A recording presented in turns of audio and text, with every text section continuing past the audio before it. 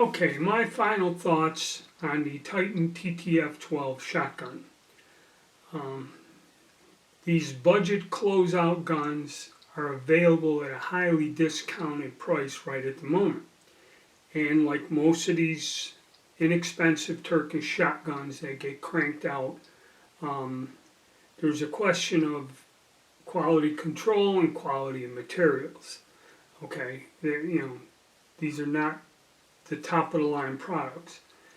And I like to test these ultra low cost budget firearms just to give my honest opinion on them. These are not given to me. I am not sponsored by anyone. And I don't make these, to put out a positive spin on them.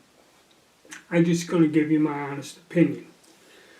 So, this one here, like I said, quality control.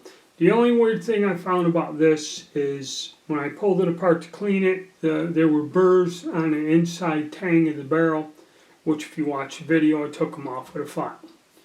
Also, in the gas ports, this has like an 1100 or most other ones, a ring with two ports drilled into the barrel. They go into that ring which hits the piston. They have some burrs on them. Now, they catch a little bit of fuzz with a cloth patch when you clean it. And also I found with the very inexpensive shotgun shells that have questionable wads, usually the discount wads are softer plastic, I found some shavings in the area there by the gas piston when I used some inexpensive shells, which may be a problem.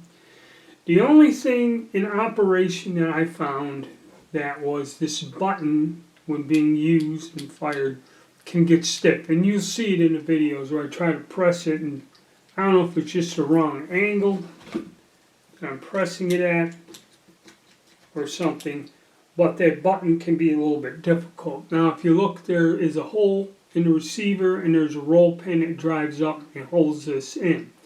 When the one guy was doing a torture test on one of these, firing the 500 rounds, that did over time work loose and the pin came out and the whole mechanism kind of loosened up inside there. Again, quality control, tolerances, quality of the material. My experience with this gun is it will not fire the low pressure cartridges like trap loads or dove loads, or what used to be called low brass loads. So your lower powered cartridges won't operate this. Some people say if you fire, heavier velocity cartridges for a while and wear it in, it eventually will. I don't know. Okay. But if you're firing standard buckshot loads, standard slugs in 2 3/4, this gun works fine without a hitch. It likes the Winchester military issue green hulled double-aught buckshot 12 gauge patterns in this particular gun. I don't know if you have one like it, if it'll do the same. But in this particular gun, it patterns exceptionally well, okay, when you shoot it. Now, other than that, really I haven't had any issues with it. It functions fine. I've had no problems. It will fire 3-inch magnums. I've fired some 3-inch magnum double-aught buckshot through here, and no problems. It didn't screw up the gas system. Now, if you took this gun and fired a steady diet, like a lot of rounds of real heavy 3-inch magnum shells, there are some cartridges that are quite powerful, and when you're getting up into 1700 feet per second and you start firing some of these cartridges in this gun, probably you will run into problems. But just for a simple home defense gun, using a somewhat standard load of double-aught buckshot or a 1-ounce slug, okay, this gun functions fine. I've had no issues, no malfunctions, no anything. Now some of these Turkish guns I have difficulty in just disassembling them to clean them without even firing them because of quality control issues, burrs, and the guns were actually assembled screwed up. Okay, so you'll hear a lot of that. But unfortunately, when you're getting these things in a closeout, there's a reason that they are selling these so cheap. They're just trying to get rid of them. There are issues with them. But in all honesty, this gun here functions quite well, and I don't foresee a problem with it. Now, if I go, I've fired maybe, say about 100 rounds or so through it, something like that. So I haven't really used this intensely or anything like that.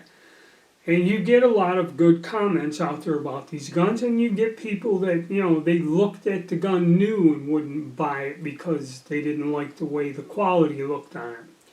So it's kind of a coin toss. Now, one gun I recommended not to buy. But from my experience with this thing, and again, I hate saying take a chance because you could buy one of these and the thing won't work worth a damn. But honestly, this gun worked. It was worth the money I paid for it. Okay. Granted, you got the downside. You may be able to find furniture stocks that'll fit on here, but the availability of replacement parts and getting this gun serviced if you do run into a problem falls in line with a lot of the other Turkish guns. So as far as I'm concerned, actually I'm going to keep this gun as kind of a backup home defense gun. That's how much I think of it. So when it comes, it's a tough call. Honestly, there's nothing wrong with this gun. Okay? And if I only bought this one and not some of the other samples I had where I ran into problems, I would say that there's nothing wrong with the quality of these weapons that are made. But I have other examples where there are issues in terms of quality control, fit, finish, and things like that, which do lead to problems. But this particular gun, I would say, if you have an opportunity to buy it, buy it.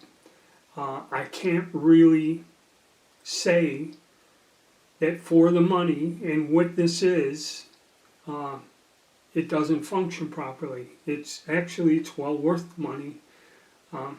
As long as it keeps working okay, I mean, it's worth it. So I'd say buy it. But then again, we come to the position, like I said, it's my honest opinion.